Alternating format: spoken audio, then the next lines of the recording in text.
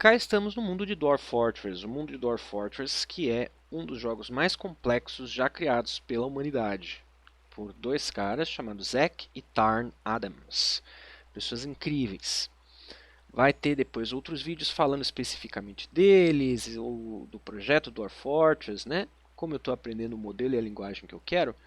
E eu quero jogar, na verdade, por enquanto. Então, eu vou focar mais em um misto de ensinar como funciona e ir contando a historinha que vai se desenvolvendo com este assentamento em específico que eu escolhi começar para fazer as gravações. Assentamento de Erivabed, em a língua anã, que são os desfiladeiros, são os espanca-desfiladeiro, né? Gorge, desfiladeiro, e o Clobbers, aqueles que vão para cima da porrada. Então estes são os nossos incríveis 7 anões. A gente começa o jogo com 7, sempre. E eles têm personalidades complexas. Diferentemente de outros jogos, eles não são só uns bonequinhos que tem feliz e triste, com sede e sem sede, não. No Dwarf Fortress eles têm angústias existenciais, eles podem sentir mágoa, rancor, inveja, ódio, medo, pavor. Eles têm uma gama absurda de possibilidades de interagirem com os outros, consigo próprios e com o mundo onde eles estão. Então é isso, né? Nós temos esses 7 anões que resolveram assentar aqui nesta, digamos, um planalto, né? Um desfiladeiro. No canto superior direito temos o mapa e por meio de um atalho a gente consegue ver a topografia, né? Vamos até o alto, até o mais alto, até a copa da árvore mais alta daqui, onde a gente vê elevação 18. Elevação 18 então não tem nada. Inclusive o silêncio impera. Os passarinhos gorjeiam. E os sapos. E toda a vida noturna. Elevação 18. Agora vamos descer para ter uma noção do terreno em 3D na nossa cabeça. Opa. Então aqui começa a primeira planície, né? 8. Terreno plano. Com uma queda d'água, uma cachoeira. E essa cachoeira é bem profunda. Como a gente vê lá no canto superior direito do mapa. Até desembocar no rio. Eu gosto muito de bioma assim porque eu adoro mexer com hidráulica, né? Com bombas e esse jogo permite fazer umas lógicas computacionais interessantes. Você pode fazer um processador mesmo dentro do jogo, né? Com sistema lógico de conectores, sim, não, coisas assim. E dá para fazer um computador hidráulico justamente, a água como um fluido que opera os cálculos matemáticos, não é coisa de doido. Então eu gosto muito de biomas assim, principalmente com quedas d'água, são bonitas, né, e tal. Tendem a deixar o jogo um pouco mais lento, mas é um sacrifício que eu estou disposto a aceitar. Temos nossos 7 anões. Esse daqui eu já dei uma pré-olhada, esse é o líder. Esse é o Sazir Zeslogem, nosso líder de expedição. Sazir Marca-Tinta, Brand Paint. E agora a gente vai começar a colocar os nomes deles em português, os apelidos, né? Porque assim a gente consegue criar um laço de identificação melhor. É o nosso Marca-Tinta Zeslogem.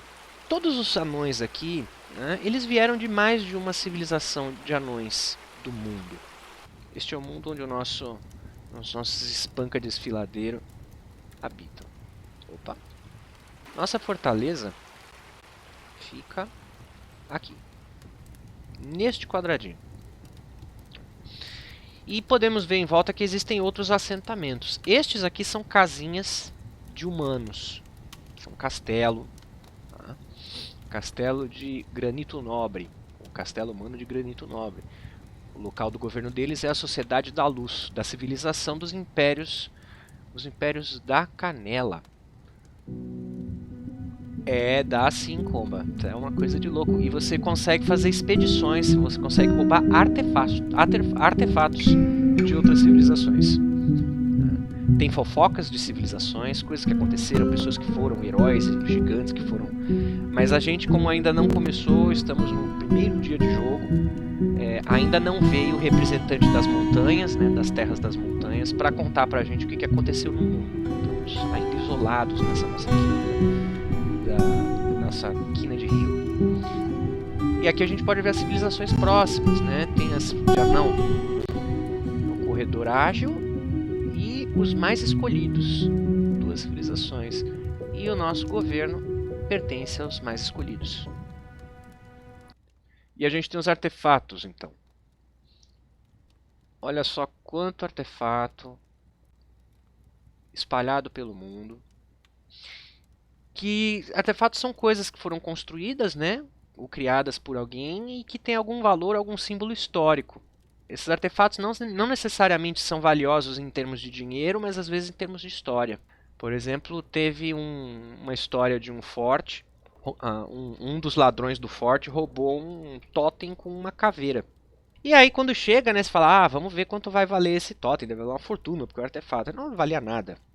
Só que a história por trás desse artefato era muito louca. Esse crânio representava um pacto de paz feito entre uma civilização de elfos em guerra com humanos para que os elfos não terminassem de dizimar os seres humanos.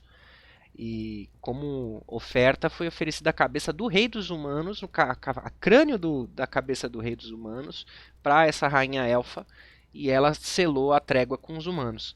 Eventualmente essa civilização de elfos foi caindo ao longo dos séculos, foi invadida várias vezes e numa dessas oportunidades um goblin roubou esse totem e levou para a colônia deles.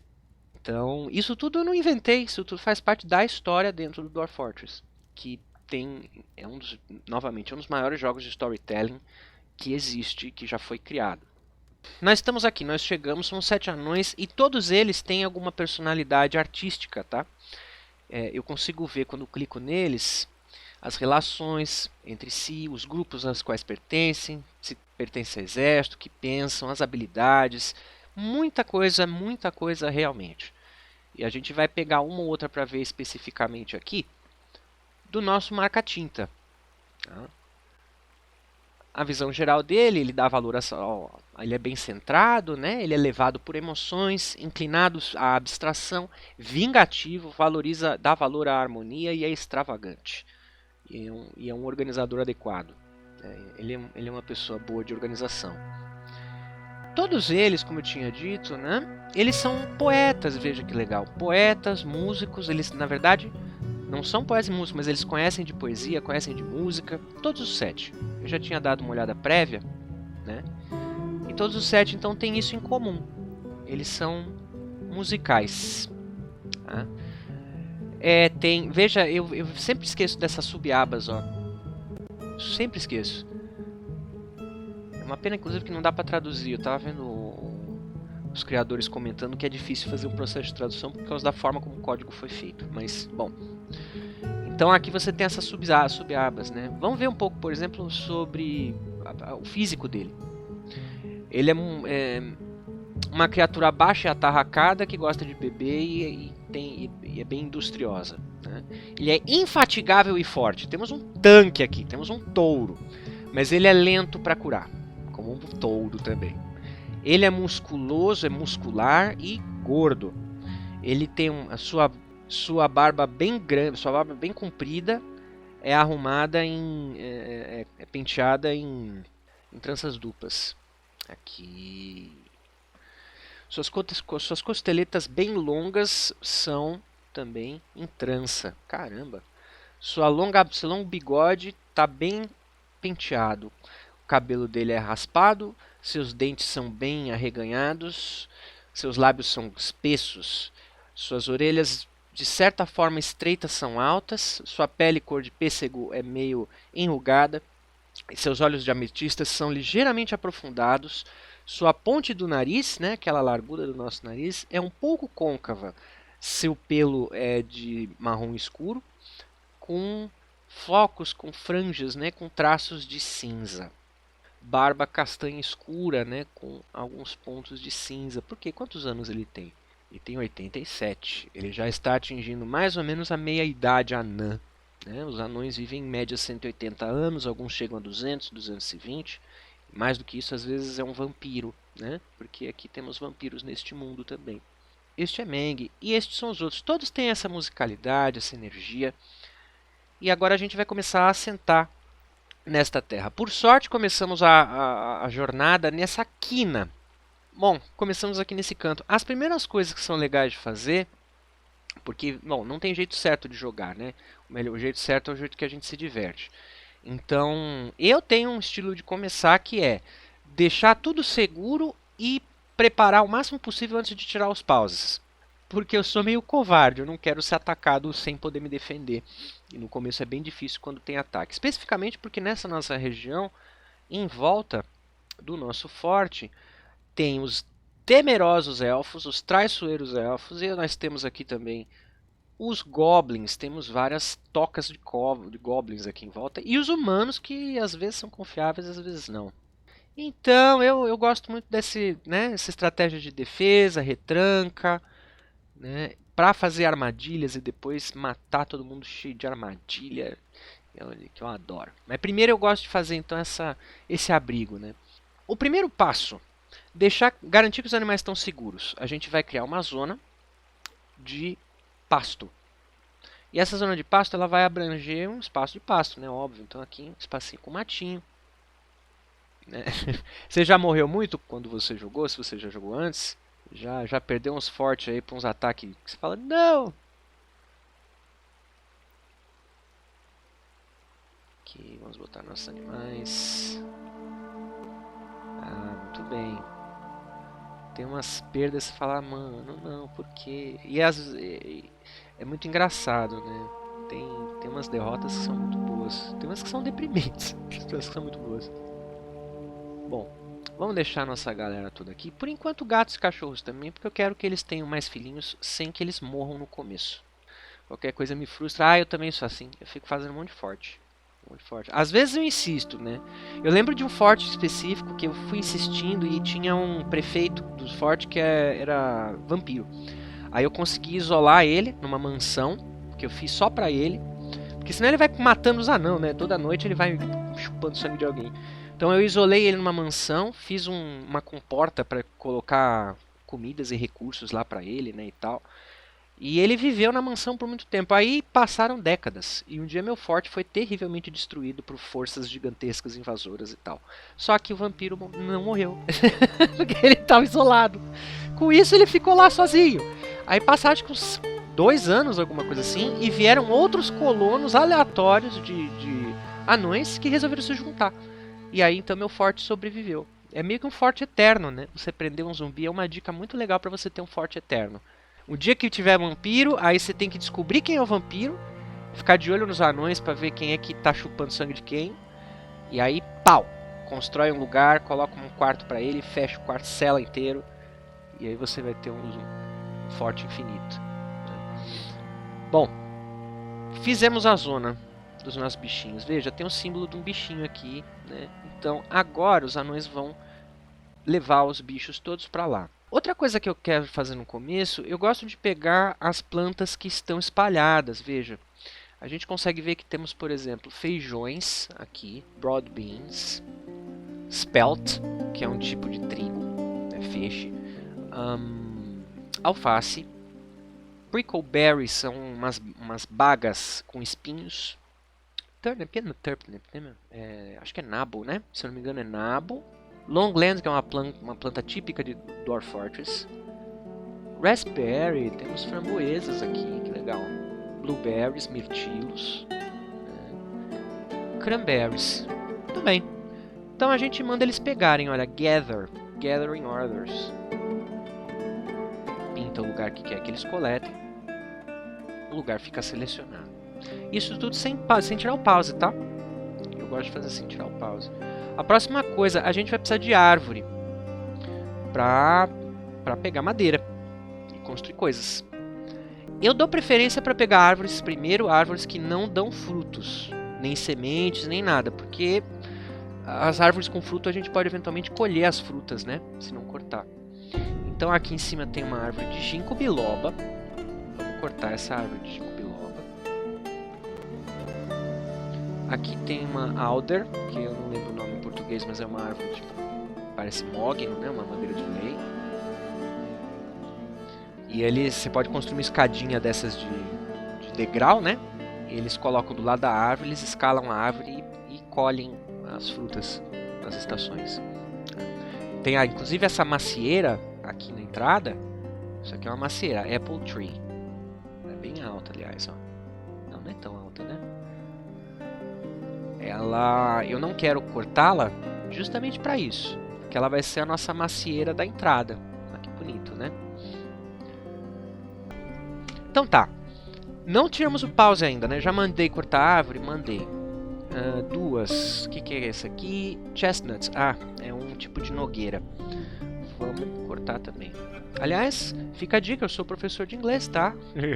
eu tenho um mundo virtual 32-bit que eu criei e eu dou aula lá, tá? Tipo um metaverso 32-bit. Bom, salgueiros. Vou cortar o salgueiro. Pretendo fazer nesses vídeos aqui, inclusive, traduções daquelas descrições enormes, né? Depois e dar dicas para como entender inglês sem entender, né? E tal. Fazendo propaganda, merchan de mim mesmo, né? Já que eu não tenho patrocínio.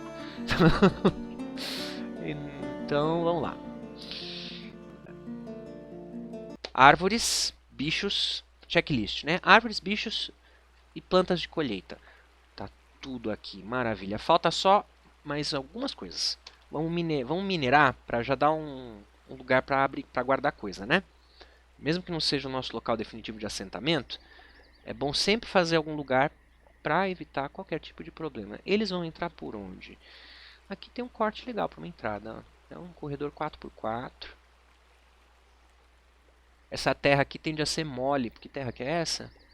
Argila esfarelenta, né? Sandy Clay Loam.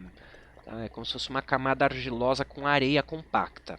Então esse loam é um tipo de solo bem bem argiloso, né? Tipo mole pastoso, loam.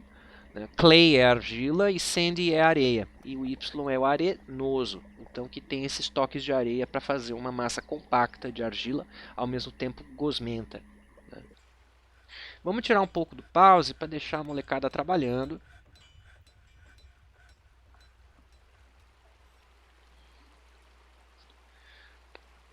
Legal, molecada trabalhando. Nossos anões estão aqui empenhados nos seus ofícios, cortando lenha, cavando túneis. Mas eu poderia cavar mais, veja, tem um cara cavando e tem Mano, o que está fazendo esta picareta aqui sem estar na mão de alguém? Haha, já sabemos. Se a gente vier aqui embaixo, Open the Labor Menu, ou a letra Y, é o menu de trabalho.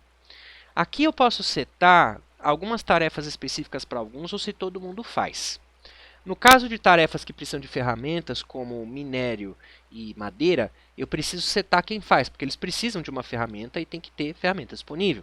Agora outras, né, como essas que a gente está vendo, plantador, pescador e tal, qualquer um pode fazer. E ainda tem custom, né? A gente pode criar um ofício que envolva diferentes tipos de artes. Tá? Por exemplo, cortador de joia, de gema, né? Engenheiros, tá? Carregadores de coisa. Está agrupado por cor porque a cor representa mais ou menos o grupo de ações que a pessoa pode fazer sem que mande. Tá? Então, por exemplo, stoneworking, né? Mason, stone cutting e tal. Aqui está incluída a mineração.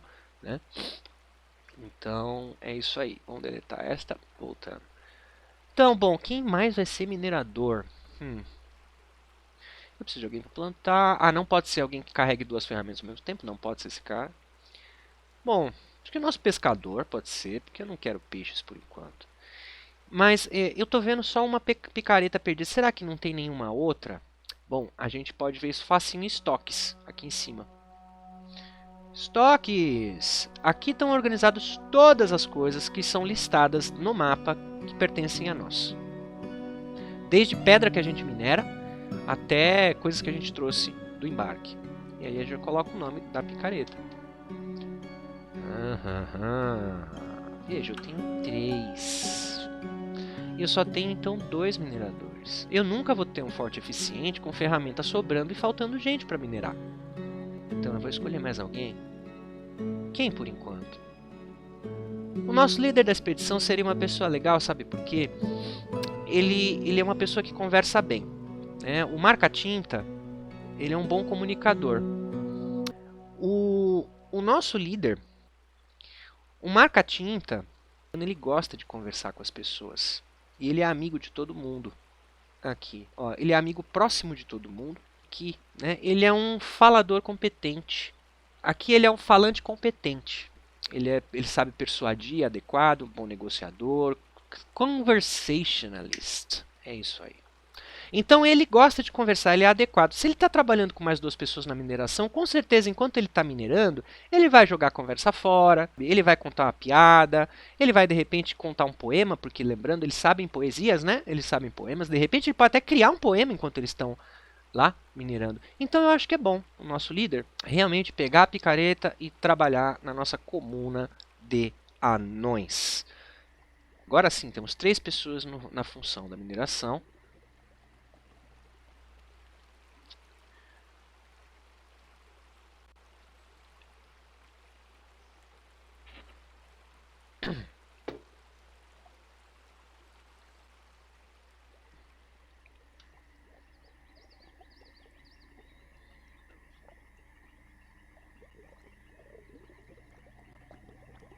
Só de colocar para fazer o trabalho, ele já pega a ferramenta e vai. Sim.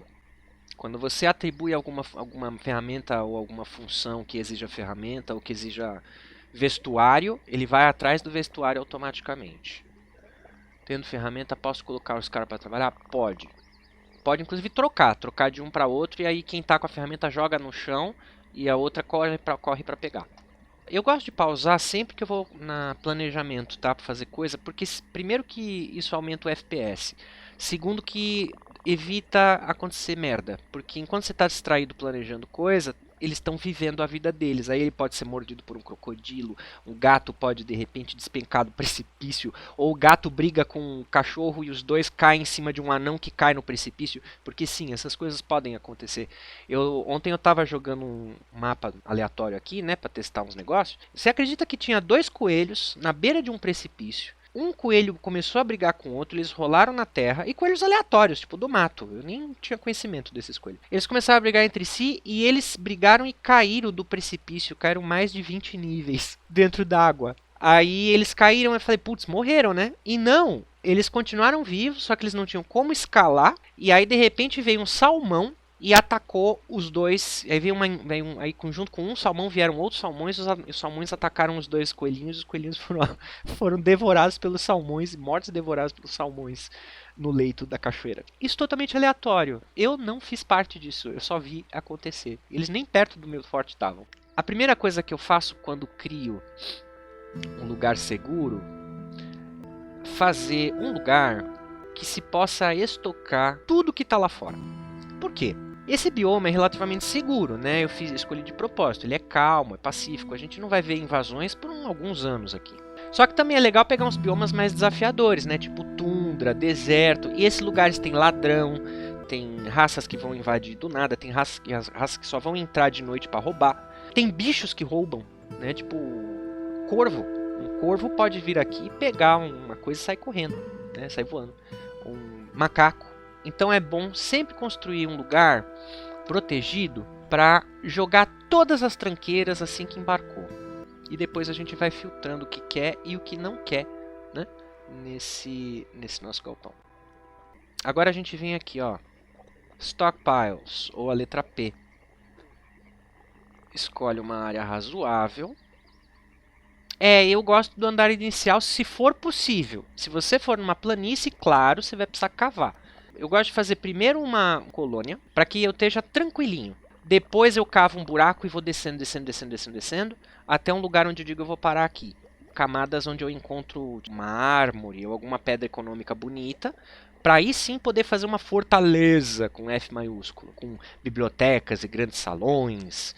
Mas primeiro eu quero garantir o conforto dos meus bons anões antes que eles fiquem loucos, né? Porque eles podem ter acessos de loucura e destruir coisas, então eu prefiro deixar eles tranquilinhos. E agora, este estoque vai receber tudo, tá? Menos madeira. Porque madeira, né? Não colocar madeira por enquanto. Deixa a madeira lá fora, não vai dar problema a madeira lá fora. Ninguém vai roubar, e se roubar, não tem problema. A galera toda vai levar ela pra dentro. A gente pode observar as coisas sendo depositadas no chão.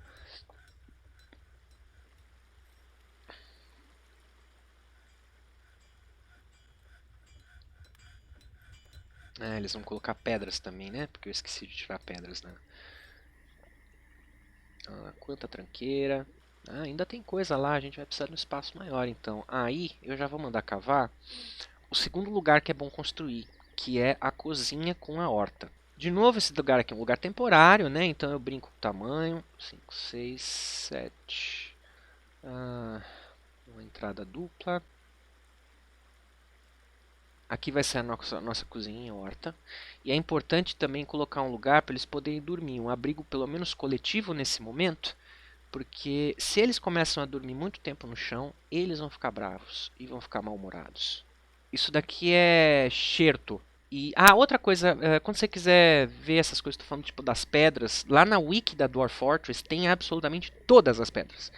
Aí eu fico falando os nomes aqui, eu meio que já sei de tanto que eu já consultei lá. E também mais ou menos dessa lógica geológica, né? Então, você está perto do rio e tal. Bauxita, é natural que tenha bauxita de novo, porque está perto de um rio. Xerto, mais clay. Aqui vai ser o nosso habitatório. Aqui vai ser o nosso cometório. E a gente precisa de um refeitório. 2, abre aqui uma portinha, abre aqui outra portinha.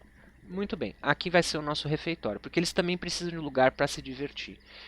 E nesta ponta vai ser a nossa primeira oficina de trabalho. Só isso? Não, eu não estou contente com essa. Eu vou fazer o seguinte, vou expandir para cá, puxar esse corredor para cá e expandir a nossa área de trabalho para cá. Sim, é legal quando a gente prepara assim, porque aí dá menos dor de cabeça depois, né? Tudo pausado. Porque imagina fazer isso tudo enquanto eles estão correndo que nem anões por aí. Ó. Então aqui, ó, uma certa simetria. Aqui tem nichos que eu posso depois colocar estátuas, se quiser. É bom sempre pensar em lógicas de diminuir a necessidade de deslocamento, por exemplo, entre o estoque e a pessoa, né? Entre o corredor e o trabalho. A gente precisa também de alguns escritórios. Existem funções de nobreza, mas não só nobrezas, tem trabalhos aqui, né? Administradores. Temos o líder da expedição. Temos o líder da expedição, comandante da milícia, xerife, martelador, que seria meio que o inquisidor, torturador, né? O cara que aplica castigo. O gerente, o chefe médico, o negociador, contador e um mensageiro. O gerente é quem pega as ordens que a gente dá e distribui as ordens de construção de coisas para os workshops, para as oficinas espalhadas pelo nosso forte. Assim a gente não precisa ficar indo oficina por oficina e mandando construir coisas em cada uma. Mas para ele fazer isso, ele precisa de uma mesa, né? Precisa de uma cadeira e de uma mesa para sentar e escrever e expedir ordens. É por isso, ele é uma das pessoas que precisa de um escritório. O nosso marca-tinta ele é um organizador adequado, que é uma skill boa. Se você quiser ser um gerente, né, é bom ser um organizador. Marca-tinta é o nosso gerente oficial. Depois o nosso negociador. O negociador é aquele que recebe os representantes das terras das montanhas, os representantes humanos, os representantes elfos e as caravanas de comércio que vêm. Então é ele que vai negociar as coisas, as barganhas de preço, e tem algumas habilidades que competem a esse tipo de pessoa. Como a gente pode ver, o marca-tinta e o minerador aqui, eles têm as funções relevantes. E por enquanto o líder é o melhor. Olha, ele é um negociador adequado, ele tem uma boa persuasão, ele é um mentiroso aprendiz, ele é um conversador, a gente já viu, adequado, né? E um intimidador novato. Vamos deixar o nosso mineiro, Hit, avaliador, né? Ele é um avaliador habilidoso e ele é um novato em julgador de intenção. O nosso negociador ele não precisa de escritório, olha, não tem aqui nada, ele não tem necessidade, isso aqui são as necessidades que cada um tem nos seus cargos. Nosso contador vai ser o plantador, vai ser o Meng. O Meng ele é um proficiente mantedor de registro. Se tem alguém que sabe registro, ele sabe com proficiência. Ele precisa também de uma salinha para poder operar nos seus livros contábeis. Eu já defini quem que vai ter o quê. Ó, temos animais que estão brigando entre si ali. Uma lontra, uma lampreia. Ah, a lampreia tá brigando com a lontrinha, tadinha. A lontra levou a pior, tadinha. Vamos ver. Oh, o corpo da lontrinha coberta de água. A lampreia se deu bem nessa guerra. Bom, vamos voltar lá. Eu vou abrir mais uma galeria aqui. Porque eventualmente eu vou precisar expandir esse lugar. Pronto.